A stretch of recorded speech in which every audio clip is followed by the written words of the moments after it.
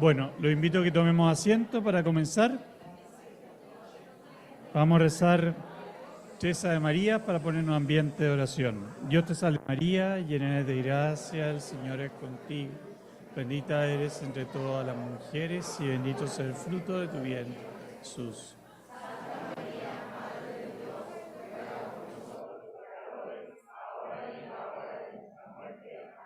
Dios te salve María, llena eres de gracia, el Señor es contigo. Bendita tú eres entre todas las mujeres y bendito es el fruto de tu vientre, Jesús.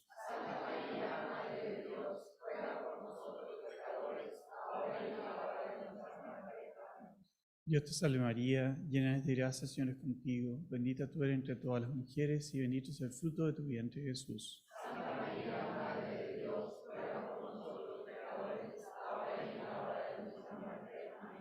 El universo entero con gozo glorifica al Padre, para la alabanza por Cristo, con María, en el Espíritu Santo, ahora y por los siglos de los siglos.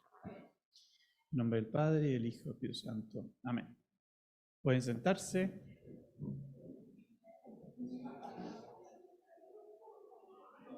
Muy buenas noches. Vieron en esta oportunidad el que comparta con ustedes una plática de Cuaresma, y el tema que le puse a esta plática es Señor, enséñanos a orar, que está tomado del Evangelio de San Lucas. Cuando los discípulos vieron que Juan el Bautista le enseñaba a sus discípulos a orar y vieron a Jesús que estaba orando y regresó de oración a estar con ellos, y le dijeron, Señor, enséñanos a orar. Y creo que esa petición, que gracias a esa petición es que tenemos el Padre Nuestro, que esa petición de los apóstoles es algo que podemos todos los días decirle al Señor, que nos enseñe a orar, porque muchas veces nos faltan herramientas, nos falta hacer un camino para crecer en la oración. La Iglesia, de hecho, en Cuaresma nos ofrece 3 pilares o 3 caminos para vivirla auténticamente. Y los 3 pilares son la limosna, que tiene que ver con la relación con los bienes. Después está el ayuno, que tiene que ver con la relación sobre todo con uno mismo y con los gustitos, con los placeres. Y la oración, que tiene que ver con nuestra relación con Dios. En esta Cuaresma vamos a profundizar solo del tercer pilar. Y creo que siempre podemos decir que estamos al debe, que siempre sentimos que no estamos rezando suficientemente bien, ya sea en calidad o en cantidad. Y por muchas razones creo que nos sentimos en deuda con este tema. El primero, que es muy común, es porque a veces hemos tenido épocas en que nuestra oración ha tenido mucho sentimiento, mucho consuelo, y que son gracias de Dios el tener momentos de oración en que uno se siente muy escuchado y muy en la presencia de Dios. Pero muchas veces queremos que eso se perpetúe. Es como el Tabor, que Pedro le dijo al Señor, hagamos 3 tiendas, quémonos aquí, perpetuemos esto. Pero la vida real no es en el Tabor, es abajo. Y lo normal muchas veces es que nuestra vida de oración esté sin sentimientos, sin los consuelos de Dios, como dice la tradición de la Iglesia. Y no tenemos que alarmarnos, y de hecho las sequías o la ausencia de sentimiento a los que somos más pecadores, como usted y yo, no dura mucho tiempo. O sea, Dios juega un poquito a las escondidas, pero a grandes santos como Teresa de Calcuta la probó con 40 años de sequía. Imagínense lo que es ser religiosa.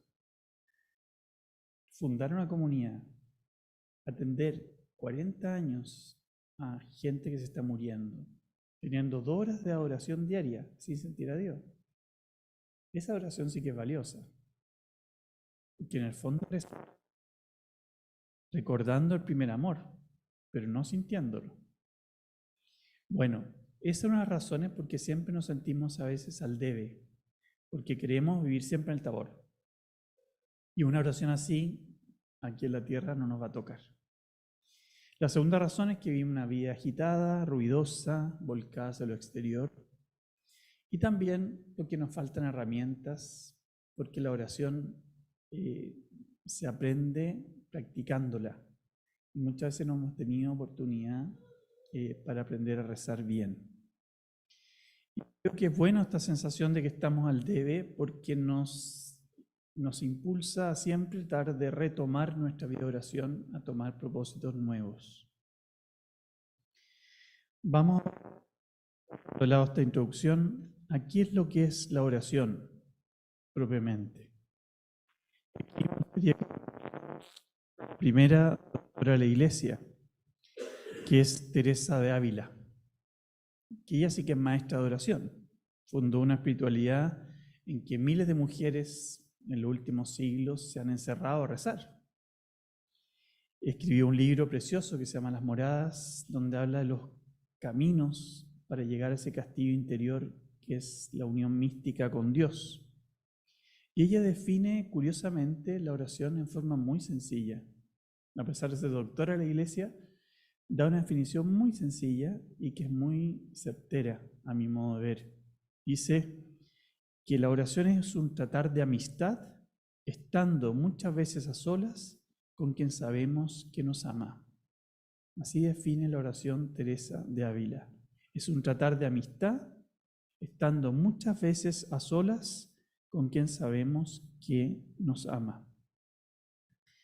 Desglosémosla un poquito. Dice que es un tratar de amistad, que tiene que ver la amistad con el amor, de la misma raíz la palabra. Por lo tanto, la oración tiene que ver más con algo del corazón que de la mente o de la boca. Y ahí ella la apunta medio medio, porque dice que es un tratar de amistad con quien sabemos que nos ama. Es decir, la oración es un ejercicio ante todo del corazón. No es un ejercicio intelectual o verbal. Y el tratar de amistad es compartir, es estar con, caminar con, eso es tratar a alguien. Y eso se trata la oración. A veces no es hablarle a Dios, sino estar con Dios. Caminar con Dios en la vida que llevamos, estar conectados con Dios a lo largo del día. Después dice ella muchas veces, eso implica perseverancia, implica asegurar momentos buscados, asegurados y tratar de ser magnánimo, no mezquinos con los tiempos de oración. Porque no sintamos nada, no nos desesperemos y no abandonemos los propósitos de oración. El Padre Kentin hablaba de pausas creadoras que tienen que estar en el día, de hacer pequeños altos y conectarse con Dios y después volver a el quehacer diario. Dice también esta definición de oración que es a solas, y aquí discrepo un poquito de Teresa. ¿Ya? Es verdad que a solas es muy importante. De hecho, el Evangelio de hoy día escuchamos que el Señor nos dice que hay que orar en lo secreto, lo escondido. Pero también el Señor mismo dice que si 2 o 3 se reúnen en su nombre, Él está en medio de ellos. Yo creo que lo importante es que nunca esté lo uno sin lo otro. Si uno no tiene vida de oración personal, la vida de oración comunitaria, compartida en la familia, en el matrimonio, en la iglesia, es pobre. Cuando uno tiene vida interior y relación con Dios personal, entonces la misa se ve distinto, una oración en familia se ve distinto, porque uno tiene de lo uno a lo otro, sino de las dos. Y con quien sabemos que nos ama, termina la definición. Eso es muy importante porque no le rezamos a algo, como muchas corrientes medias espirituales de hoy en día, que se conectan con una energía, con algo. Y nuestra fe es amar a un tú personal, no a una energía, no a algo, no a un Dios lejano, sino un Dios que es amor, que nos ama apasionadamente. Eso es un poquito lo que nos deja Teresa Ávila acerca de qué es lo que es la oración, un tratar de amistad, muchas veces a solas con quien sabemos que nos ama. ¿Y qué definiciones daba el Padre Kentenich de oración? Decía que yo he leído dos definiciones muy simples. Una dice que es una conversación personal con Dios. Así dice. Es un diálogo, una conversación personal, o sea, de lo que está en mi alma, en mi corazón, con el Dios que me conoce. Es una conversación personal. No solamente pedirle cosas, no solamente contarle cosas o repetirle oraciones, sino que es una conversación personal con Él. Y la otra definición que da es una elevación del corazón. Antes en latín la misa se decía sursum corda, ¿no es cierto? Levantemos el corazón. Y esa es una definición bonita de la oración, que el corazón se eleva y se conecta con el corazón de Dios. Veamos ahora los tipos de oración. Hemos visto un poquito definiciones de oración, que es lo que es la oración. Ahora vamos a ver algunos tipos de oración, porque a veces conocemos uno o dos y se nos olvida que hay mucha posibilidad de orar. La primera es la más clásica y la que primero aprendimos, la oración verbal o mental, aprendida o leída. Todas las oraciones que conocemos, en que uno repite algo que aprendió o lee una oración bonita que le gusta. Y esa oración es clásica. Los consagrados tenemos que rezar, por ejemplo, la liturgia a las horas, varias veces al día, y son varios salmos que tenemos que repetirlos y leerlos. Algunos ya los sabemos de memoria, porque los he rezado tantos años, otros no. Pero es un tipo de oración y que no es menospreciable. Hay corrientes como que menosprecian la oración leída o memorizada, ¿ya? Después vamos a ver cómo hacerlo, pero muy importante el que esté también esa oración. De hecho, Jesús le enseñó a los apóstoles el Padre Nuestro, que es una oración aprendida, memorizada. La segunda oración, que no es tan conocida, es la litánica o repetitiva. Ahí les recomiendo un libro que me encantó a mí, que se llama El Peregrino Ruso. ¿Lo han escuchado? Bueno, este es un librito de autor anónimo, donde cuenta en el siglo XIX que un ortodoxo, un peregrino ruso, se sentía muy pecador, muy alejado de Dios, y se dedicó a caminar, pero años caminando. Y unía su caminar y su respiración a una frase que repitió millones de veces, que era: Jesús, hijo de David, ten compasión de mí. Mientras repetía esa frase millones de veces, y no exageración, él sentía que oraba y se conectaba con Dios.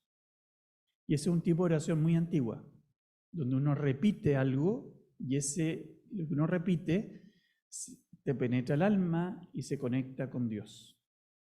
La oración litánica más conocida es el rosario, en que uno normalmente no está pendiente de cada palabra que reza, sino que es un repetir una oración y tu interior se va conectando con Dios.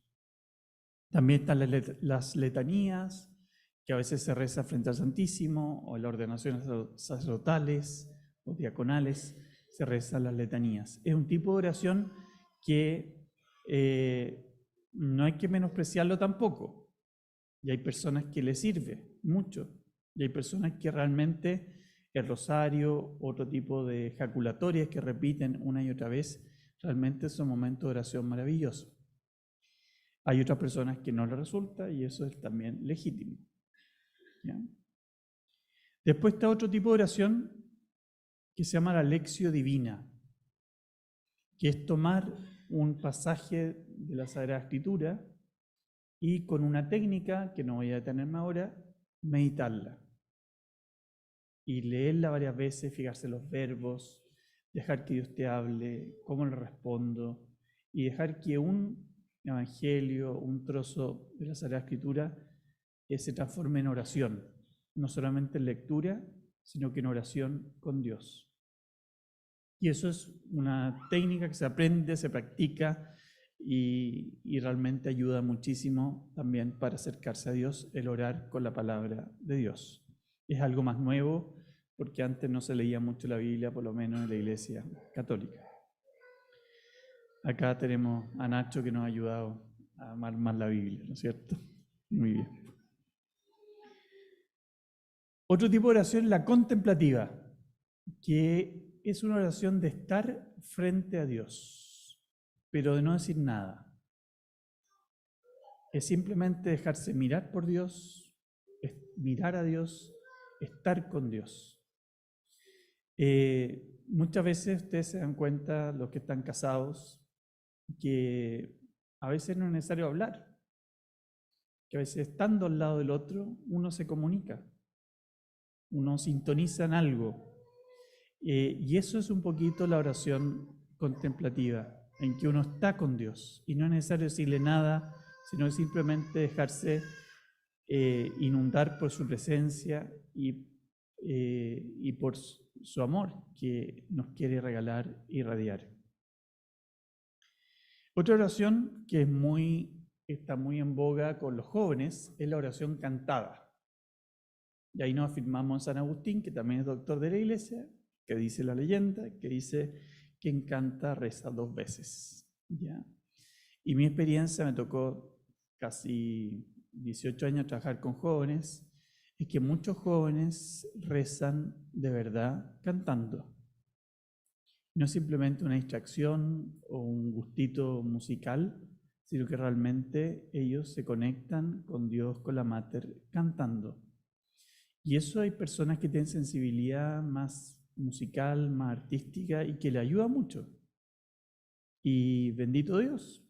Y ahí me acuerdo que una vez hay una persona que me vino a pedir disculpas porque estaba en el santuario con, ¿cómo dicen acá? Audífono. Y yo le digo, ¿por qué me pide disculpas? No, es que realmente yo gozo escuchando canciones religiosas. Y me voy al santuario con audífono.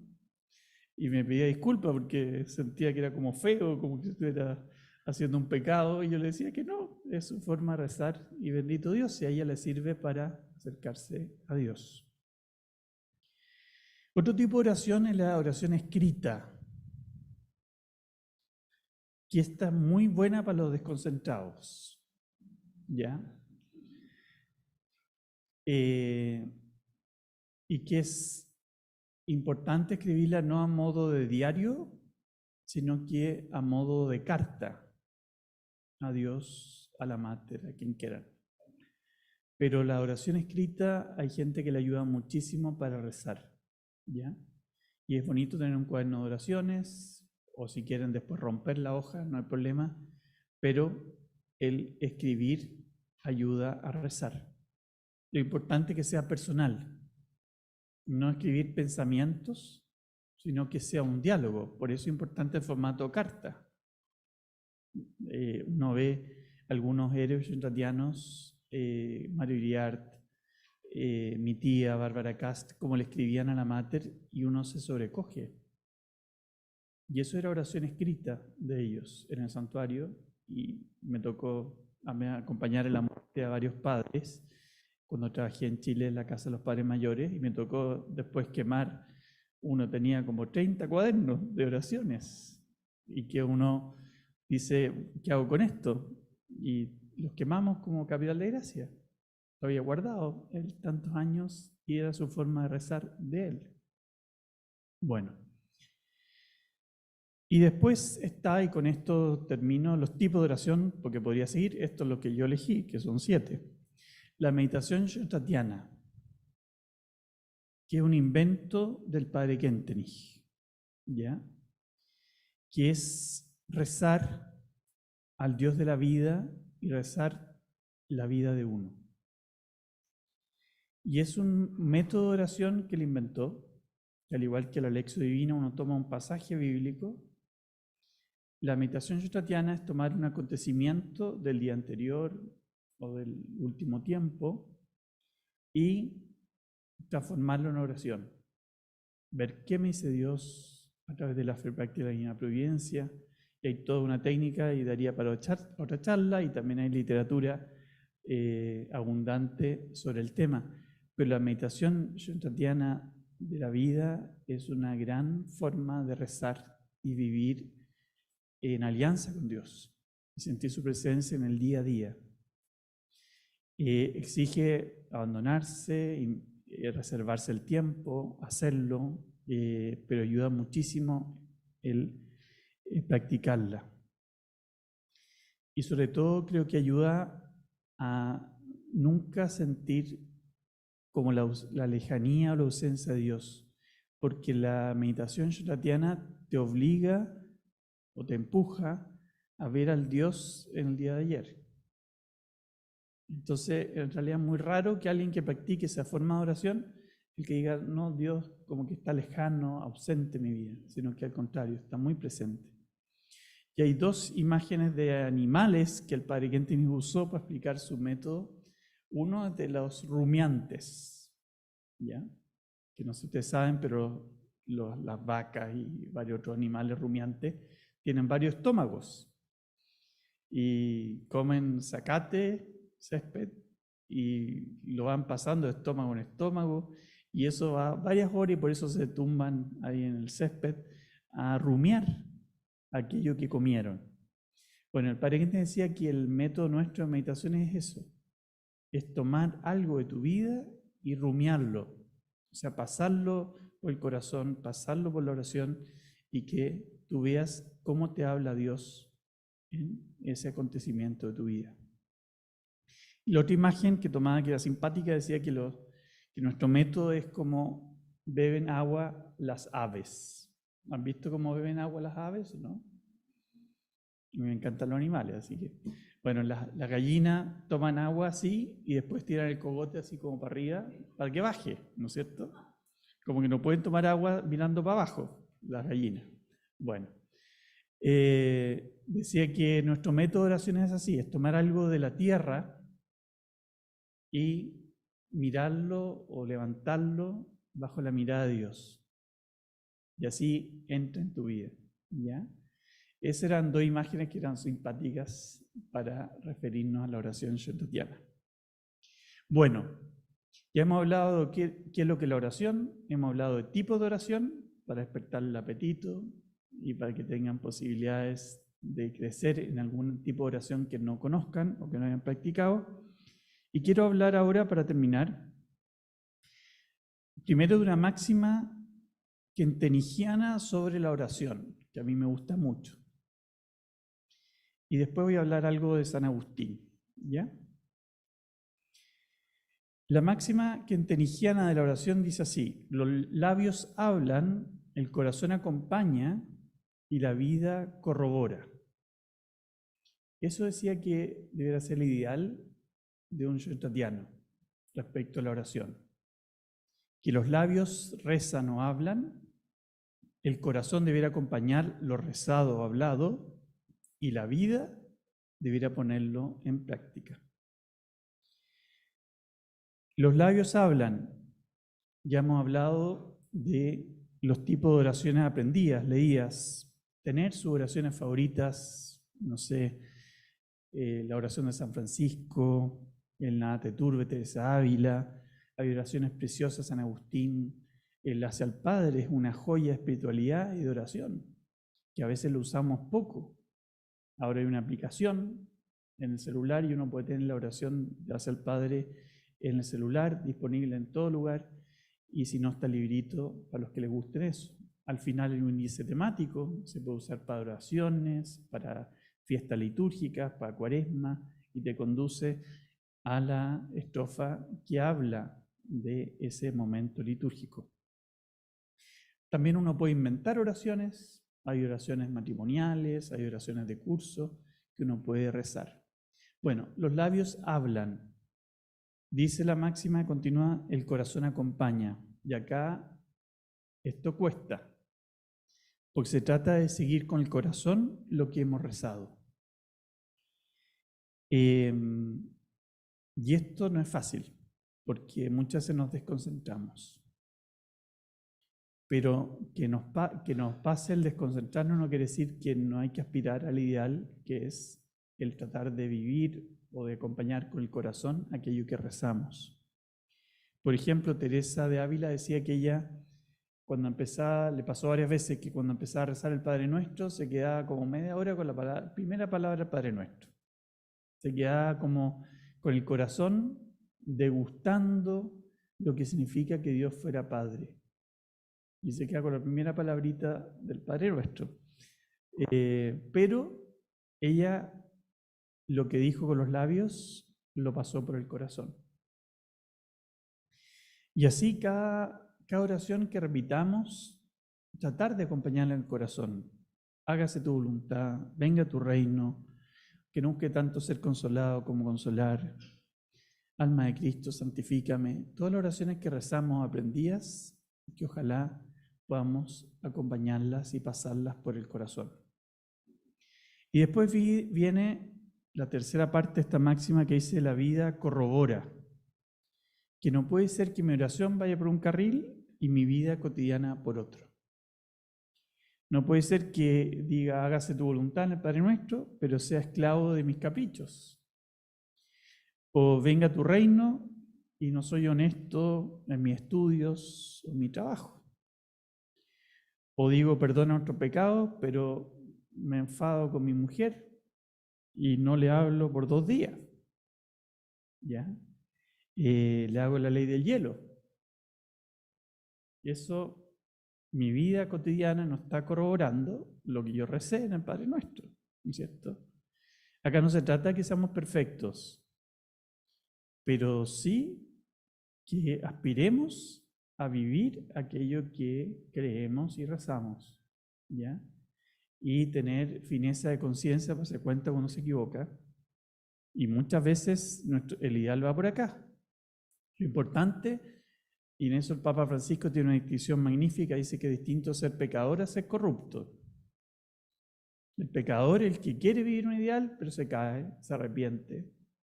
El corrupto es el que tiene doble vida, que predica una cosa, pero practica otra. ¿Ya? Eso no. El que tratemos de vivir aquello que rezamos en nuestra vida cotidiana, sí es parte de nuestra vocación, de nuestra santidad de la vida diaria que estamos tratando de vivir. Lo importante es ponerle empeño en vivirlo, y para eso está la idea personal, el propósito particular, el horario espiritual, tantas herramientas que tenemos para poner en práctica aquello que rezamos, ¿ya? Por tomámoslas al Padre, te pido todas las cruces, me da COVID y ya el fin del mundo, ¿ya? Yo hago el poder en blanco y me nace un pilón, ¿ya? Puede pasar, ¿no es cierto? Le estoy diciendo a Dios que se haga su voluntad. ¿Cómo lo enfrento en mi vida? ¿Ya? Bueno, eso era esta máxima tan bonita al Padre Gentis, que es: los labios rezan, el corazón acompaña y la vida corrobora. Y después, y con esto termino, es algo que decía San Agustín y que el Padre Gentis se lo robó y le añadió algo más, que es sobre los beneficios de la oración. San Agustín decía: quien reza bien, vive bien. Eso decía San Agustín. Por lo tanto, quien reza mal, vive mal. Eso era lo que decía San Agustín. Me acuerdo una anécdota bien impresionante de una mujer súper religiosa, súper católica de Colombia, que me contó que su conversión comenzó cuando se casó y ella nunca rezaba. Y su marido, al poco tiempo casado, le dijo: oye, tú eres como los animalitos, ¿te duermes sin rezar? Le dijo el marido a la mujer. Y eso le impresionó tanto a ella que empezó su búsqueda por Dios y ahora una mujer súper católica, súper rezadora. Pero me impresionó cómo a ella ese comentario le cambió. Y en el fondo es algo lo que dice San Agustín, que estaba viviendo mal, porque no rezaba. ¿Ya? Bueno, el Padre Gentis se robó esta frase, dice: quien reza bien, ama bien y vive bien. Le metió el amor. ¿Ya? y creo que fue muy sabio su añadido. ¿Por qué podemos decir que quien reza bien, ama bien? Porque el amor a Dios, expresado en la oración, te ordena al resto de los amores. Cuando uno está conectado con Dios, no ve al otro como su adversario, lo ve como un hermano, como una hermana. Lo mira con misericordia, porque ha estado en contacto con el Dios de la misericordia. Por lo tanto, el tener una vida de oración nos ayuda a ser más misericordiosos, a ser más hermanos, a amar mejor, a perdonar una y otra vez, 70 veces 7. Miro al otro bajo el prisma, bajo la mirada de Dios. Por eso creo que es muy sabio esto: quien reza bien, ama bien. Pero también está el tema de vivir bien, ¿ya? ¿Por qué uno vive mejor si tiene una vida de oración? En primer lugar, porque tiene un sentido para el cual vivir. Aquel que vive sin oración anda dando botes por la vida.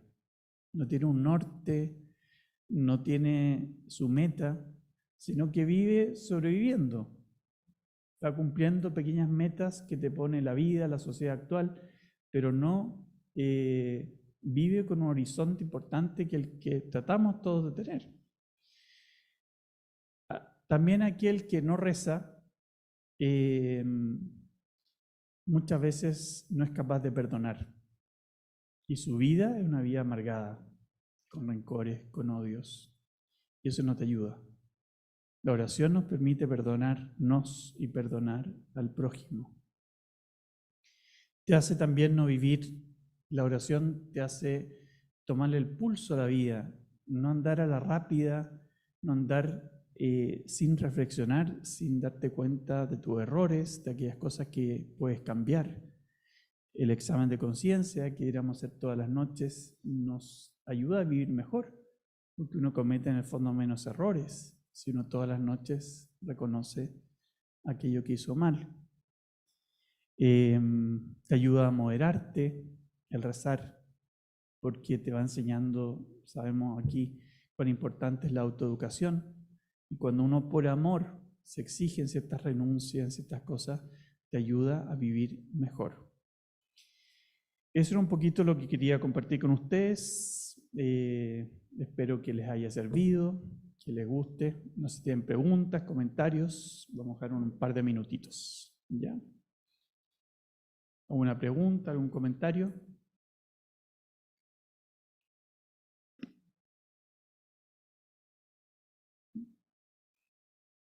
Bueno, pues. Sí. Sí, hay uno muy bonito del padre Humberto Anbanter que se llama ¿Cómo aprender a meditar? O la meditación de la vida, creo. Y hay otro del padre Rafael Fernández, hay por lo menos dos. Eso. Muy importante. Yo creo que los niños nos enseñan a nosotros a veces cómo rezar, ¿ya? Ellos tienen una conexión con el mundo sobrenatural que a veces nos sorprende a los adultos, ¿ya? Y yo creo que generando los espacios, hablándoles de Dios, se da en forma muy natural. Lo importante, creo yo, es que uno tenga vida de oración, porque si uno no reza, las oraciones familiares son pobres, son mecánicas. Y los niños notan cuando uno tiene una relación con Dios. Teresita Lisieux dice en su libro tan bonito que ella iba de pequeña a misa con sus papás, pero veía el rostro de su papá en la misa y eso la enamoró del misterio de la Eucaristía, porque había tal forma de vivir la misa a su papá que dijo, acá tiene que haber algo especial. Le adoraba a su papá. Entonces se contagiaron los amores, pero es muy importante el que uno tenga vida interior, porque si no, los hijos no van a tener. Recuerdo una anécdota simpática. Nosotros en Chile tenemos 5 colegios, los padres de Schoenstatt, Y una vez, por un problema que hubo, un padre tuvo que ser rector, que normalmente no somos, pero fue como 3 años rector. Y llegó un papá furioso, indignado. Padre, estoy furioso por este colegio, no sacan a mi hijo a confesarse en forma así como regular. Le había estudiado en otro colegio, otra congregación, donde lo sacaban regularmente a confesarse. Bueno, entonces el padre le dice, es muy rápido este padre, muy gracioso, le dice, perdón que le pregunte, ¿y usted cada cuánto se confiesa? Y se puso rojo y se fue calladito. Porque en el fondo él estaba dando pésimo ejemplo y exigía que el colegio supliera algo que los papás están llamados a transmitir, que es la fe. Los colegios tienen que apoyar, complementar, pero no sustituir.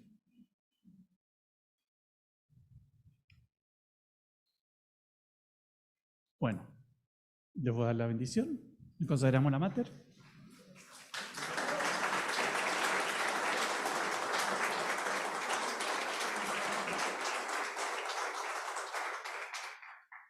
Querida Mater, te queremos entregar esta cuaresma que comienza hoy día. Hoy te nos ayuda a crecer en oración. Decimos, oh Señora mía, oh Madre mía, yo me ofrezco del todo a ti y en prueba de mi filial afecto te consagro en este día mis ojos, mis oídos, mi lengua, mi corazón, en una palabra todo mi ser, y que soy todo tuyo, oh Madre de bondad, me defiende mi Cristo. Que el Señor esté con ustedes, que nos bendiga y nos proteja el Padre y el Hijo y el Espíritu Santo. Amén. Que tengan muy buenas noches.